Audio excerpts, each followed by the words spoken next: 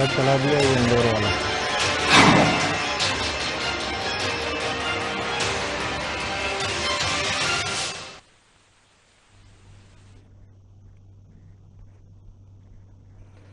नमस्कार, आप देख रहे हैं साधना न्यूज और आपके साथ मैं हूं देवेंद्र पटेल। ये मास्क मैं इसलिए उतार रहा हूं कि मैं अभी लाइव डिबेट में हूं, लेकिन आप लोग मत उतारिएगा। जैसा कि देखते हैं कि कोरोना से प्रभावित राज्यों में मध्य प्रदेश जो है टॉप राज्यों की हिट लिस्ट में है। आलम यह है कि शमशान घाट के पास शव लाने वाली एम्बुलेंस की कतारें लगी हुई हैं। सरकारी आंकड़े कुछ भी हों, भोपाल के 2 विश्राम घाट और 1 कब्रिस्तान से मिले आंकड़ों ने कोरोना की भयानक तस्वीर पेश की है। सिर्फ अप्रैल माह की ही अगर बात की जाए तो शहर के 2 विश्राम घाटों पर पिछले 12 दिनों में 361 लोगों की कोरोना से मौत हो चुकी है। पिछले साल मात्र अप्रैल माह में ही 37 मौत हुई, लेकिन इस साल अप्रैल माह में मात्र 12 दिन में ही 372 मौतें हो चुकी हैं। भोपाल में मुख्य रूप से भदभदा विश्राम घाट और सुभाष नगर विश्राम घाट पर ही कोरोना प्रोटोकॉल वाले शवों का अंतिम संस्कार किया जा रहा है। पिछले 12 दिनों में भदभदा विश्राम घाट की अगर मैं बात करूं तो 253 शवों का कोरोना प्रोटोकॉल के तहत अंतिम संस्कार किया जा चुका है। वहीं सुभाष नगर विश्राम घाट पर यह आंकड़ा 108 का है, जबकि सुभाष नगर विश्राम घाट के प्रबंधक द्वारा दिए गए आंकड़ों पर अगर नजर डालें तो इस साल अप्रैल माह में बड़ी संख्या में कोरोना प्रोटोकॉल के तहत अंतिम संस्कार किए गए हैं। अगर मैं सुभाष नगर विश्राम घाट की बात करूं तो जनवरी 2021 में 2 शवों का अंतिम संस्कार किया गया, फरवरी 2021 में 1 का अंतिम संस्कार किया गया, और जबकि मार्च 2021 में 2 और 1 अप्रैल से 13 अप्रैल तक 108 शवों का वहां पर अंतिम संस्कार किया गया। जबकि अगर देखें भदभदा विश्राम घाट की अगर बात करें तो यहाँ के जो प्रबंधक हैं अरुण चौधरी, उनकी माने तो यहाँ पे शुरू होने के बाद अभी तक 2100 शवों का प्रोटोकॉल के तहत अंतिम संस्कार किया गया, जिसमें देखा जाए तो जनवरी 2021 में 144 शवों का अंतिम संस्कार किया गया, फरवरी 2021 में 45, मार्च 2021 में 152 और 1 से 11 अप्रैल तक 253 शवों का अंतिम संस्कार जो है भदभदा विश्राम घाट पर किया जा चुका है। वहीं अगर राजधानी भोपाल के जदा कब्रिस्तान के वहां की बात करें तो समिति के मुताबिक इस साल 4 अप्रैल तक 38 शवों को सुपुर्द खाक किया जा चुका है। अगर देखा जाए जनवरी 2021 की यहाँ पर बात करें तो 11, फरवरी 2021 की बात करें तो 5, मार्च 2021 की बात करें तो 11 और 4 अप्रैल से 11 अप्रैल तक की हमारे पास आंकड़े हैं, जबकि यहाँ पर 11 शवों का सुपुर्द खाक यहाँ पर किया जा चुका है। अगर यहाँ से राजधानी भोपाल से मैं बाहर निकलूं और मैं छिंदवाड़ा की तरफ रुख करूं तो छिंदवाड़ा में शमशान घाट में अंतिम संस्कार के आंकड़े भी चौंकाने वाले हैं। 9 अप्रैल को यहाँ पर 36 शवों का अंतिम संस्कार हुआ, जबकि 10 अप्रैल को 31 शवों का अंतिम संस्कार यहाँ पर किया गया, और साथ में अगर 11 अप्रैल को देखा जाए तो 34 शवों का अंतिम संस्कार यहाँ पर किया गया। अगली तारीख की बात करें तो 12 अप्रैल को यहाँ पर भी फिर 34 शवों का अंतिम संस्कार किया गया, और 13 अप्रैल को 37 शव यहाँ पर लाए गए जिनका अंतिम संस्कार हुआ। और अगर इसके बाद अब आते हैं हम मध्य प्रदेश के सरकारी आंकड़ों पर। अब जरा इस पर नजर डालिए। हमने 7 अप्रैल से लेकर के आपको 12 अप्रैल तक की पूरी जानकारी दी, लेकिन सरकारी आंकड़े क्या कहते हैं जरा इस पर भी नजर डालिए। 7 अप्रैल को 27 कोरोना मरीजों की मौत सरकारी आंकड़ों में दिखाई जाती है, और इसके बाद 8 अप्रैल को 23 कोरोना मरीजों की मौत का आंकड़ा सरकारी कागजों में दिखाया जाता है। वहीं अगर 9 अप्रैल की मैं बात करूं तो 24 कोरोना मरीजों की मौत जो है सरकार दिखाती है, जबकि 10 अप्रैल को 24, 11 अप्रैल को 37 और 12 अप्रैल को 40 कोरोना मरीजों की मौत का आंकड़ा सरकार दिखाती है। 13 अप्रैल को 40 कोरोना मरीजों की मौत का आंकड़ा भी सरकारी आंकड़े दिखाते हैं। अब यहां ये तमाम आंकड़े जो हैं हमने आपको इस तरह से दिखाए हैं कि सरकारी आंकड़े क्या कहते हैं और शमशान से निकले हुए आंकड़े क्या कहते हैं। ये वो आंकड़े हैं जो साधना न्यूज ने ग्राउंड रिपोर्ट पर जाकर इकट्ठा किए हैं।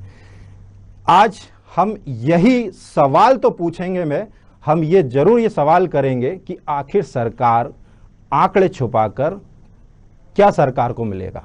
और आज हमारे साथ इस खास पेशकश में हम ऐसे लोगों से आपको रूबरू करवाएंगे जो अपने परिवार में कई बच्चों को, अपनी पत्नियों को, अपने पूरे परिवार को अकेला छोड़कर या दुनिया से अलविदा कह चुके हैं, और वजह रही सिर्फ और सिर्फ कोरोना। ऐसे ही कुछ लोग हमारे साथ जुड़ेंगे। हमारे साथ सबसे पहले जुड़ेंगे डॉक्टर अनुराग श्रीवास्तव जी। ये संचालक हैं वीणा वादिनी आयुर्वेदिक मेडिकल कॉलेज के। साथ में हमारे साथ जुड़े हुए हैं हमारे मध्य प्रदेश के editor in chief doctor Shishir Upadhyay ji. Sir, बहुत बहुत स्वागत करता हूं मैं आप दोनों का। और साथ में हमारे साथ जो हैं अविनाश जैन जी जुड़े हुए हैं, जो आप स्क्रीन पर लाल टी शर्ट में जिनको देख रहे हैं, ये कोरोना पीड़ित वो पेशेंट हैं जिन्होंने कुछ दिन नहीं, 10-15 दिन नहीं, महीने भर नहीं, लगभग 3 महीने कोरोना से लड़ाई लड़ी है। इनसे भी जानेंगे, तमाम सवालात का सिलसिला आगे बढ़ाएंगे। मैं सबसे पहले हमारे एडिटर इन चीफ शिशिर जी के पास आना चाहता हूं। शिशिर जी, अभी आपने जो आंकड़े साधना न्यूज की स्क्रीन पर देखे हैं, आप भली भांति जानते हैं कि ये वो आंकड़े हैं जो साधना न्यूज ने ग्राउंड पर जाकर इकट्ठा किए हैं, लेकिन सरकार इन आंकड़ों को नहीं मानती। सरकार की ओर से जारी डाटा ये कहता है कि मौतों के आंकड़े और शमशान के आंकड़े, अंतिम संस्कार के वो आंकड़े हैं, इन दोनों में बड़ा अंतर है। जमीनी आंकड़ों से सरकारी आंकड़े 1/3 से भी कम है। अब सवाल ये उठता है कि सरकार को आंकड़े छिपाने से आखिर क्या हासिल होगा? जी शिशिर जी। देवेंद्र जी, ये बहुत बड़ा दुर्भाग्य है हमारे प्रदेश की। ऐसा मुंह फेरती नजर आती है सरकारें, और कोरोना के मामले में भी ये आज भी नहीं एक्सेप्ट कर रही है, जबकि लाशें झूठ नहीं बोलती हैं। आपने जो फुटेज दिखाए हैं, आपने जो आंकड़े बताए हैं, ये बिल्कुल सच्चाई है कि इन आंकड़ों से कई गुना आती है, उससे कई गुना ज्यादा मौतें हो रही हैं और अंत्येष्टि हो रही है, अंतिम संस्कार हो रहे हैं। लेकिन सरकार के मंत्री, सरकार के नौकरशाह, सरकार के कि वो उसमें एक कारण बता देते हैं कि ये कोरोना से मौत नहीं हुई है, ये दूसरी वजह से मौत हुई है। मौत तो हो रही और मौत उसको छुपाने से क्या? जिसके घर का दीपक अगर बुझा है, जिसके घर की महिला गई है, जिसके घर का बच्चा गया है, उससे कभी पूछा जा सके क्या? आज सिर्फ मुख्यमंत्री जी के सुपुत्र को कोरोना हो जाता है, आप देखिए उस घर में क्या स्थिति हो जाती है, उस घर में कितना दुख पसरा जाता है। और जिन लोगों को आज, आपको आश्चर्य होगा देवेंद्र जी कि मैं मध्य प्रदेश के इंदौर, सागर, जबलपुर, ग्वालियर और भोपाल अस्पतालों में जगह नहीं है। गंभीर मरीज वो इंतजार कर रहे हैं कि वो खत्म होने वाले हैं। शिविर है हमारा जो अस्पताल है, जो एम्स अस्पताल है, उस अस्पताल में भी इंजेक्शन नहीं मिल रहे, बेड नहीं मिल रहे, हमीदिया में नहीं मिल रहे। तो ये आखिर सरकार जो बड़े बड़े दावे कर रही है कि हमारे पास सब कुछ पर्याप्त उपलब्ध है, तो ये मौतें क्यों हो रही है? ऑक्सीजन की कमी नहीं है, लेकिन ऑक्सीजन अगर शिवपुरी में जो कल आपने जो घटना दिखाई थी, कितनी दुर्भाग्यपूर्ण है। और मुझे लगता है कि सरकारों को ये उनसे गलती हुई है, ये स्वीकार कर लेना चाहिए। और अभी भी वक्त है, पक्ष विपक्ष सत्ताधारी दल सब मिलकर जुट जाए। आरोप लगाने का वक्त नहीं है, आपदा है, एकजुट होना है। शिशिर जी, जैसा कि सरकार को आंकड़े छुपाने से आखिर हासिल क्या होगा? कुछ लोग कहते हैं अगर सही आंकड़े सरकार छापने लगे तो उसकी थूथू होगी, उसके मैनेजमेंट पर सवाल उठेंगे, मौतों की बड़ी संख्या को देखकर फिर से बड़े लॉकडाउन की डिमांड होने लगेगी। इससे अर्थव्यवस्था की अगर बात की जाए तो वो भी गड्ढे में आ जाएगी। अब सवाल ये उठता है कि सरकार आखिर कोरोना से मौत के आंकड़ों को छिपा क्यों रही है? हकीकत पर पर्दा डालने की कोशिश क्यों कर रही है? जी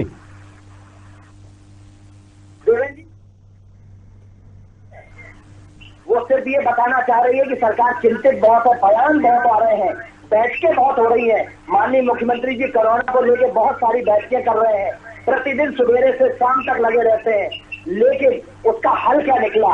क्या अस्पतालों में क्यों नहीं जाते माननीय मुख्यमंत्री जी? एम्स में क्यों नहीं जाते? जेपी में क्यों नहीं जाते? हमीदिया में कि कहाँ कमी है बताओ दवाई की? सीधे आदमी से पूछ लेना।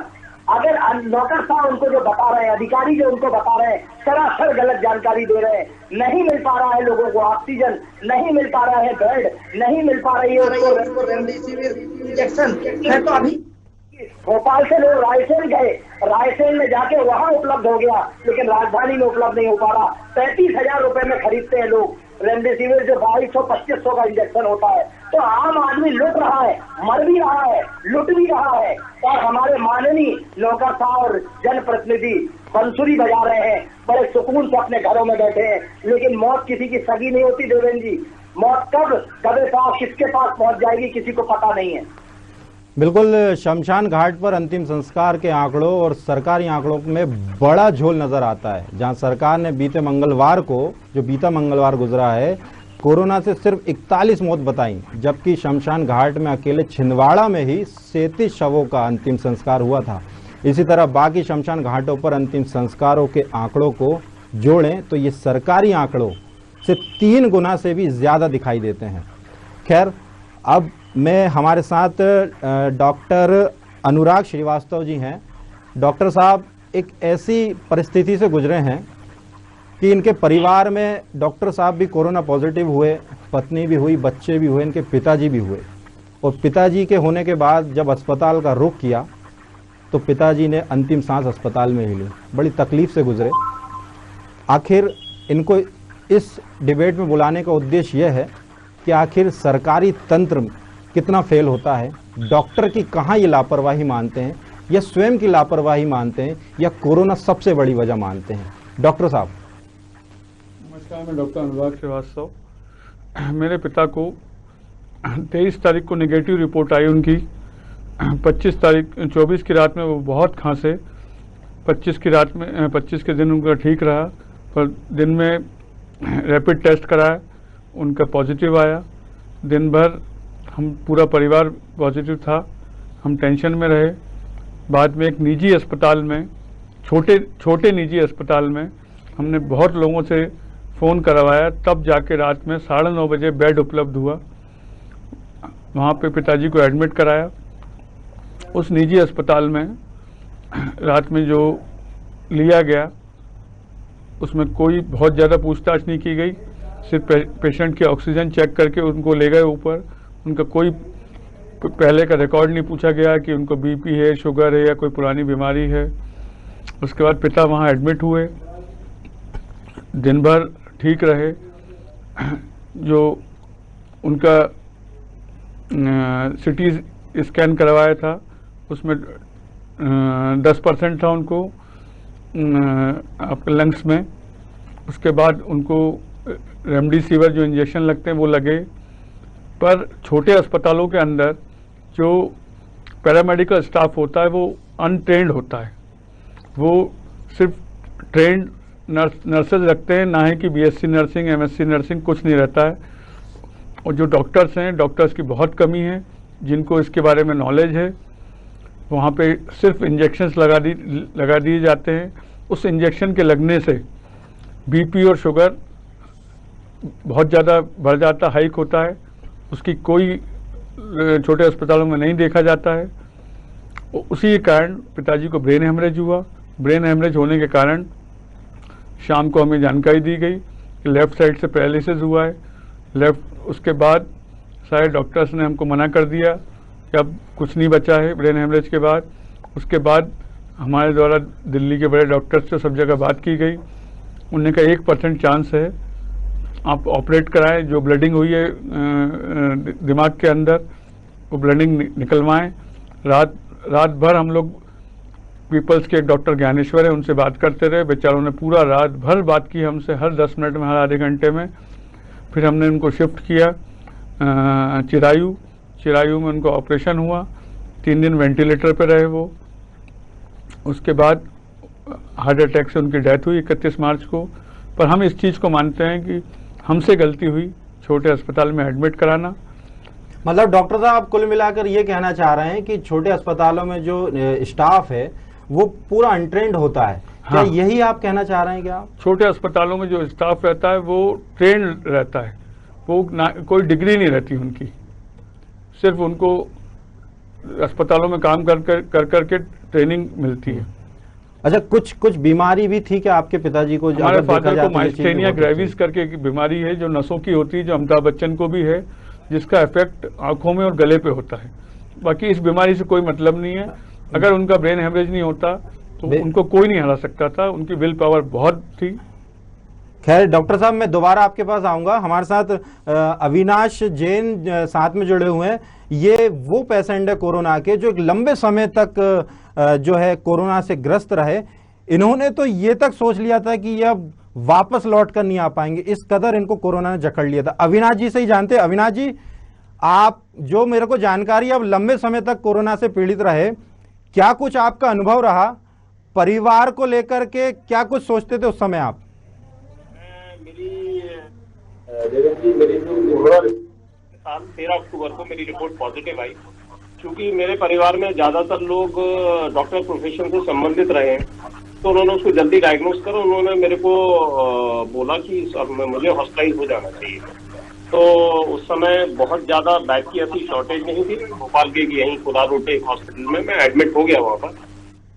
आप यकीन मानिए, मैं हॉस्पिटल में करीब और उन 1 महीनों में मैं लगभग डिप्रेशन में आ गया था। मुझे ये लगता था कि अब मैं शायद यहाँ से बाहर नहीं निकल पाऊंगा। अभी हमारे डॉक्टर अनुराग श्रीवास्तव जी ने बताया कि छोटे हॉस्पिटल में अनट्रेंड स्टाफ होता है। मैं एक बड़े हॉस्पिटल का हाल बता रहा हूँ, मैं किसी का नाम देना नहीं चाहूंगा। उस बड़े हॉस्पिटल में मेरे को टेक केयर करने वाला नहीं था, क्योंकि मेरे घर के लोग ही इस प्रोफेशन में थे। वो ही ऑनलाइन मेरे को ट्रीटमेंट देते थे, दवाइयां मेरे को वहां पर नीचे रिसेप्शन पर रखकर जाते थे, जो वार्ड बॉय मेरे को मेरे रूम में लाकर देता था। और उन्हीं के सपोर्ट से मैं आज खड़ा हो पाया। अस्पताल की नाकामी तो नहीं कहूंगा, लेकिन इस कोरोना का जो फियर है, जो इसमें लोग जिससे जो घबराहट है, वो वहाँ के पैरामेडिकल स्टाफ में भी है, वहाँ के डॉक्टर स्टाफ में भी। शायद मुझे 1 महीने के मैं जितने समय में एडमिट रहा, मैं कितने समय में रहे? 2 या 3 बार डॉक्टर मेरे को देखने आए होंगे। और मुझको ये भी नहीं पता था, वो पीछे पीपी किट पे डॉक्टर लिखा होता था, तो इसलिए मुझे पता था कि डॉक्टर है। बाद में मैंने पूछा तो पता चला जितने भी इंटर्न है उस जगह के, उस जिस हॉस्पिटल में एडमिट था, वहाँ के इंटर्न सिर्फ लोग देखने आते थे। वहाँ कोई एक्सपर्ट डॉक्टर किसी कोरोना मरीज को देखने नहीं आता, अनटिल अनलेस कोई VIP एडमिट ना हो। तो आप ये मान के चलिए, हम सब भगवान भरोसे हैं। और ये वाला जो कोविड का जो ये वेव है, सेकेंड वेव जो आई है, वो हमारे सोच और समझ से परे है। लोग समझने ही तैयार नहीं है कि हम कहाँ पहुंच गए हैं। अब सरकार कुछ भी कर ले। आज सरकार, अगर आप मान के चलिए 5000 बेड एडिशनल अगर आपके लिए इंतजाम कर दे, या ऑक्सीजन सिलेंडर का इंतजाम कर दे, या आपके लिए रेमडेसिविर डोज के इंतजाम कर दे, लेकिन मरीज इतने मल्टीपल हो रहे हैं कि वो इंतजाम नाकाफी होंगे। इसलिए हमको खुद ही डिसिप्लिन में रहना होगा, हमको खुद ही अपने आप को बचाना होगा। हमको बचाने कोई सरकार आने वाली नहीं है, टोटल फेलियर है। अब कुछ भी नहीं हो सकता। और मैं आपको बताऊं, कुछ यंगस्टर्स में ये एक मिथ है कि ये कोरोना जो है हम जवान लोगों को नहीं हो सकता, ये बुजुर्गों में होता है, जो 50 प्लस है, 60 प्लस है, उनमें होता है, या जिनको हार्ट है, BP है, शुगर है, जिनको स्टेंट डला हुआ है, हार्ट इश्यू अविनाश जी, मैं आपको बताऊं, मैं शमशान 1 मिनट लूंगा मैं देवी जी। मैं कॉन्ट्रैक्टर भी हूँ, मैं भदभदा शमशान घाट में मैंने कुछ काम किए हैं। एक बार जिनको ये कंफ्यूजन है, वो भदभदा शमशान घाट का एक चक्कर लगाकर जरूर आए। वहाँ 20-20, 25-25 साल के लोगों की बॉडीज डेली आती है। हमने भी कल ये सब कुछ दिखाया था। अविनाश जी, ये तो आपने अस्पताल की स्थिति बताई, आप वहां पर रहे, उससे बताया। आप जब अस्पताल में थे, एक मन में एक ये चीज आती है सामने कि परिवार में वो ध्यान चला जाता है, बच्चों में ध्यान चला जाता है। हम आपसे एक ये आखिरी सवाल के बाद हम आपसे चर्चा को यहीं समाप्त करेंगे, लेकिन आपसे चर्चा को समाप्त करेंगे। उस एक्सपीरियंस को हम जानना चाह रहे हैं कि क्या स्थिति रहती है जब देवेंद्र जी, जब मैं हॉस्पिटल में एडमिट था, तो मैं जब अपने कमरे से बाहर निकलता था, कॉरिडोर में आता था क्योंकि थोड़ा बहुत वॉक करने के लिए, तो मुझे ये खबर मिलती थी सामने ये पेशेंट थे, आज उनकी डेथ हो गई है, कल जो पड़ोस में थे उनकी डेथ हो गई है। आप यकीन मानिए, बस ये लगता था कि अगला नंबर अपना है, क्योंकि इस बीमारी में ये इतनी अनप्रिडिक्टेबल है, आपको कुछ भी नहीं पता कि अब क्या होने वाला है, व्हाट नेक्स्ट। तो आप मान के चलिए, मेरे पूरा परिवार, मेरे घर, जब उनके फोन आते थे तो मेरे को उठाने का मन नहीं होता था। मैं एक डिप्रेशन में आ गया था लगभग। मेरी जो वॉइस है, मेरा जो पिच है, वो इतनी लो हो गई थी कि घर वाले मेरी आवाज सुन के ही घबरा जाते थे। वो डिप्रेशन में आ गए थे कि अब क्या होने वाला है। बहुत बहुत धन्यवाद अविनाश जी हमसे जुड़ने के लिए। शिशिर जी, थैंक यू देवेंद्र जी। हम क्यों छुपाएंगे आंकड़े? कोई अवार्ड तो नहीं मिलेगा, मंजे हुए नेता की तरह सरकार का हर मंत्री इस समय यही जवाब दे रहा है और बातों को इतना घुमा दिया जाता है कि असली सवाल ही गुम हो जाता है और आखिर में इसके लिए सोशल मीडिया को जिम्मेदार ठहरा दिया जाता है। आपकी एक अंतिम प्रतिक्रिया इसी पर, दो परिवारों से हमने आपको मिलवाया, यथास्थिति आपने भी देखी, क्या कहेंगे? हकीकत ये है कि जैसा अभी योगेंद्र जी ने बताया और जैसा डॉक्टर साहब ने बताया, एक खुद पेशेंट का अपना दर्द सामने आया, ये हालात सच्चाई है कि आम जनता जितनी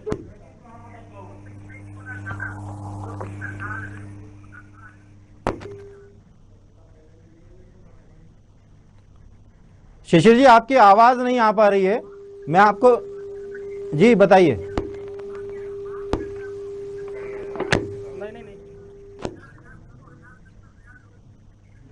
शिशिर जी आपकी आवाज साफ नहीं आ पा रही है।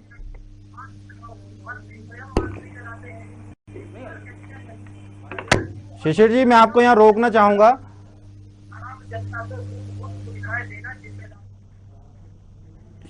अनुराग जी के पास आते हैं। शिशिर जी की आवाज हमें सही से नहीं आ रही। अनुराग जी, यथास्थिति से आपने हमें अस्पताल के डॉक्टर के व्यवहार और सब चीज से अवगत करवाया। माननीय विधायकों, माननीय मंत्री और माननीय शिशिर जी की,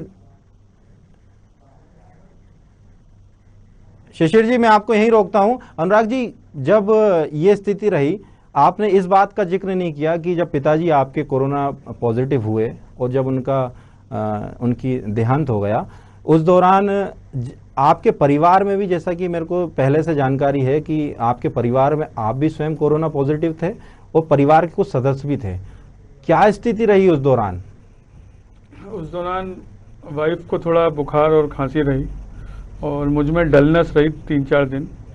बाकी परिवार में छोटे बच्चे हैं और मदर हैं, उनको ऐसी कोई ज़्यादा प्रॉब्लम नहीं है। मैं मानसिक तौर की बात कर रहा हूँ। मानसिक तौर पे तो ऐसा डर लगा था कि मौत आसपास घूम रही है सबके। और पिता के मुझे 20% लंग्स में इन्फेक्शन था, पर पिता के एडमिट होने के कारण पूरा मैनेजमेंट देखना परिवार का, इस चक्कर में मैं एडमिट नहीं हुआ। बाकी डर का माहौल इतना था कि मौत जैसे आसपास रोज अपने परिवार के घूम रही है। और पिता की जाना और पिता का एडमिट होना और उनका ब्रेन हेमरेज होना, ये हमारे लिए बहुत बड़ा एक सदमा था। उस सदमे के बीच में ही हमने पूरा पॉजिटिव होने के बावजूद हम चिरायु अस्पताल के अंदर, एक प्लस पॉइंट था हमें कि हम पॉजिटिव हैं, तो हम पिता के पास जा सकते थे, उनके सर पे हाथ फेर सकते थे, उनके साथ रह सकते थे।